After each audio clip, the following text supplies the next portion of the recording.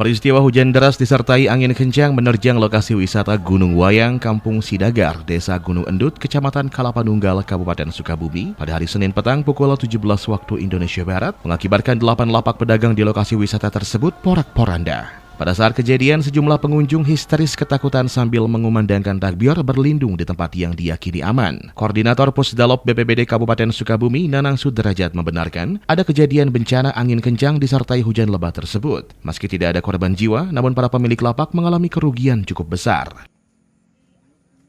Kondisi terkini setelah kejadian angin puting beliung kemarin, hujan mulai pukul 11, kejadian mulai pukul 14, di mana angin berhembus awalnya dari sawah, kemudian menimpa tenda dan tenda tersebut terbang, kemudian segala sesuatu di dalamnya tidak ada yang terbawa lagi.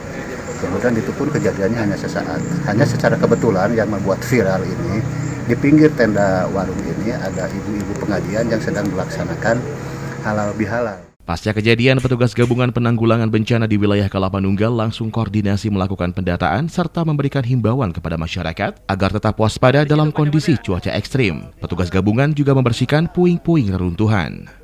Dari Kalapanunggal, Kabupaten Sukabumi, Muhammad Ujang Heriaman melaporkan untuk Dinamika.